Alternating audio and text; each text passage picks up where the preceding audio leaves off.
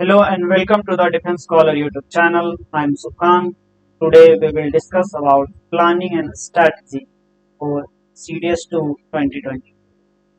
CDS 1 का result आ गया है, इसका हुआ है, बहुत बहुत बधाई। जिसका नहीं हुआ है कोई बात नहीं, हार मानने की जरूरत नहीं। आज हम लोग बात करेंगे उसके बारे में जिसका नहीं हुआ है उसको उसको क्या करना चाहिए। तो इस बार का जो नहीं हुआ है उसमें सबसे बड़ा फैक्टर क्या है, वो है इस बार यूपीएससी ने पेपर में बहुत बड़ा बदलाव किया है। ठीक है, पेपर क्वेश्चन पैटर्न में बहुत बड़ा बदलाव किया और यही एक कारण है जिसमें बहुत सारे बच्चों जिसका पिछले बार हुआ था इस बार नहीं हुआ है।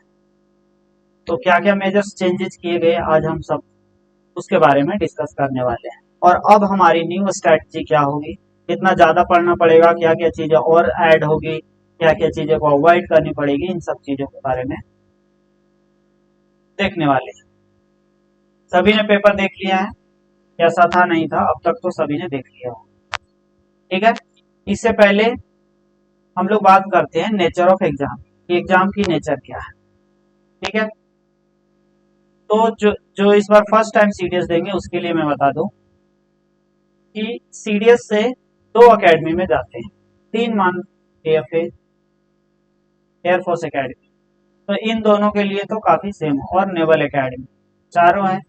लेकिन जो सबसे मेन डिफरेंस है वो है आईएमए एंड ओटीए। ठीक है, आईएमए एंड ओटीए। सीडीएस है क्या? Combined defence service. जो इंडियन डिफेंस फोर्सेस है उसके लिए ऑफिसर्स चुने जाते हैं इस एग्जाम के थ्रू। कंडक्ट कौन करता है? UPSC, union public service commission. ठीक है, तो इसके थ्रू टोटल 4 एकेडमी में जाते हैं। AFA that is Indian air force academy, NA that is INA that is IFA Indian air force academy, IF. ठीक है, INA Indian naval academy, IMA Indian military academy और ओटीए ऑफिसर्स ट्रेनिंग एकेडमी। ठीक है, अब देखते हैं कि जो AFA air force academy, IMA Indian military academy और आईएनए इंडियन नेवल एकेडमी, इसका जो है वो पेपर एक जैसा होता है और ओटीए में थोड़ा डिफरेंस होता है, that is officer training academy. अब देखो क्या डिफरेंस होती है वो देखो। इन तीनों के लिए आपको तीन सब्जेक्ट होते हैं, that is English, GS and maths. और ओटीए के लिए होती है इंग्लिश और जीएस।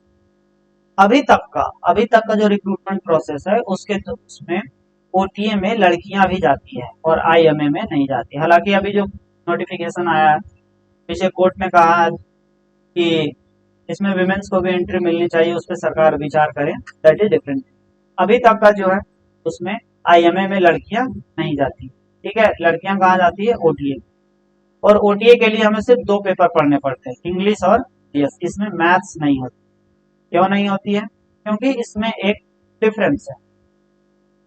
अगर हम इन तीनों एकेडमी में कहीं जाते हैं, एएफए, आईएमए, आईएनए, तो हमें मिलती है परमानेंट सर्विस, परमानेंट कमीशन उसको बोलते हैं पीसी।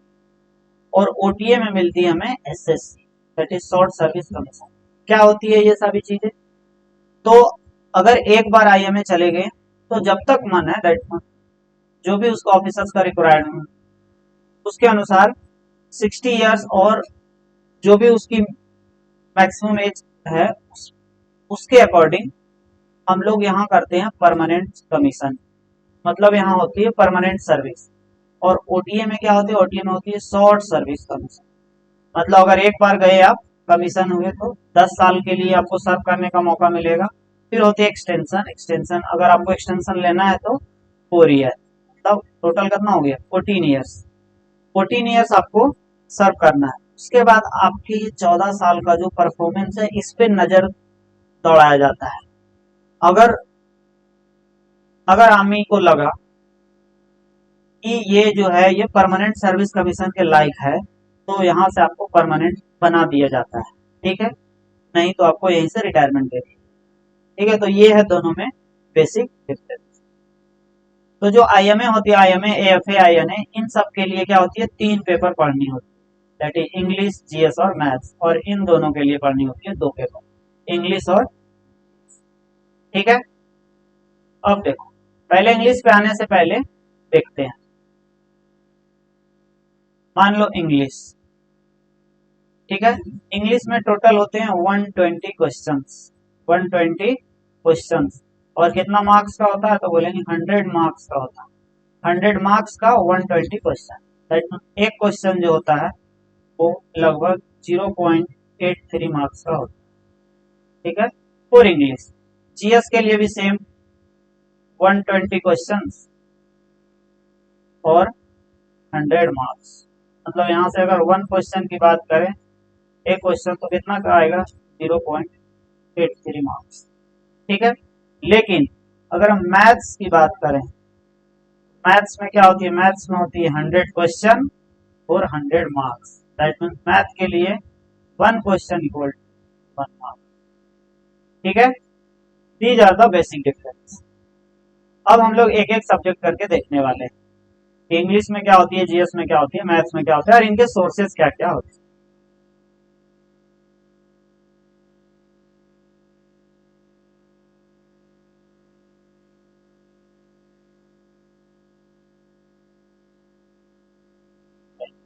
सबसे पहला सब्जेक्ट हमारा होता है इंग्लिश। टाइमिंग क्या है सर,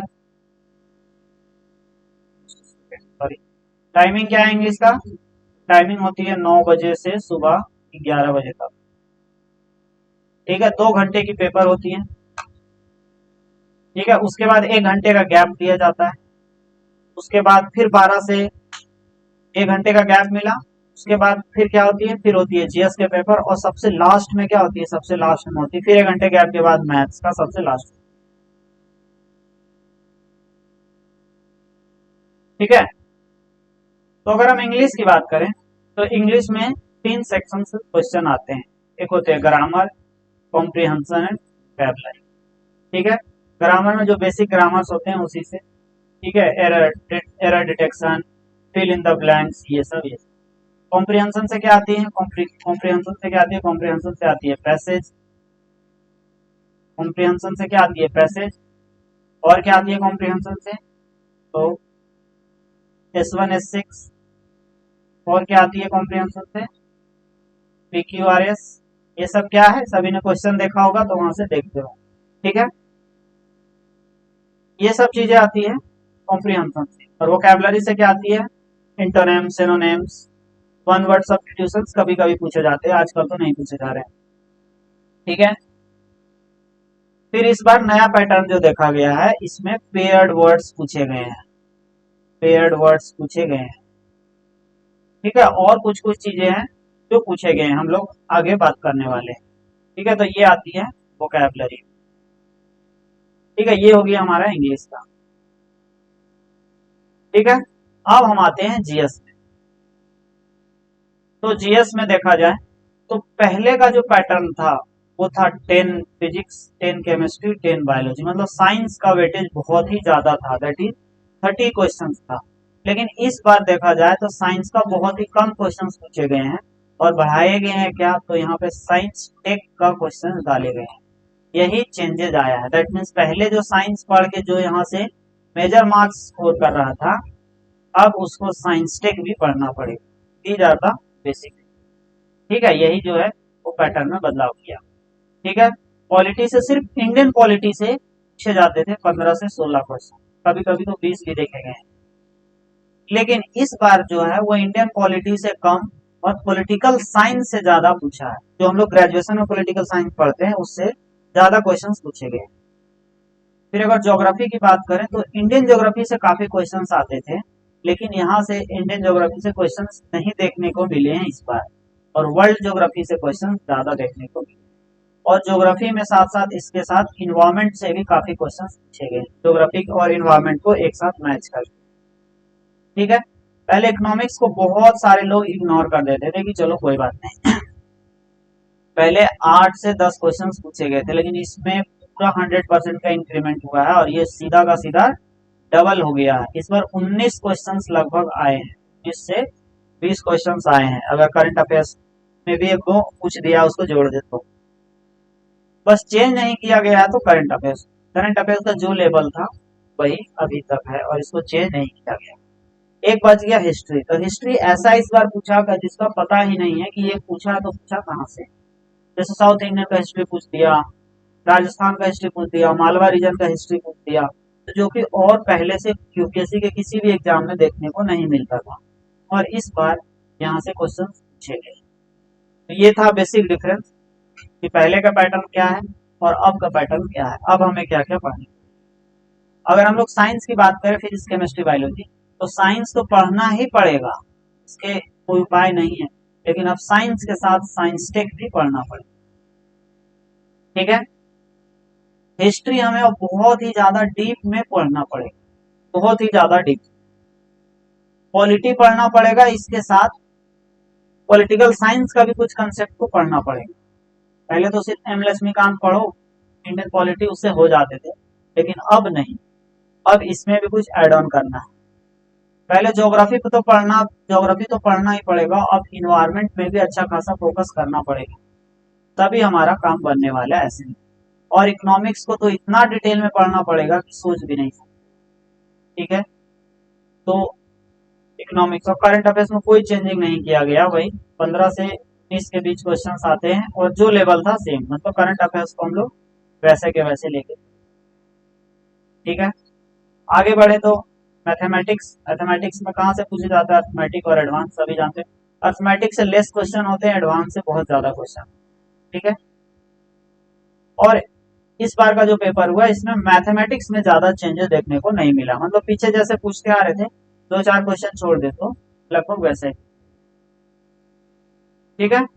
अब हम लोग कुछ हेल्पफुल मटेरियल की बात करते हैं, जहां से जिसको पढ़ने से हमारे एग्जाम्स निकलते आए और निकलेंगे भी आगे।